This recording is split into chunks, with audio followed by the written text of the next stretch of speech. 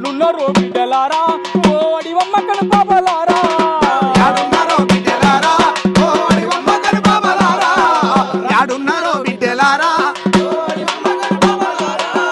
రణమయ్యి సాగిన రాజకొండకు పోయి కొంగు చాపడిగిన కొడుకు లేడు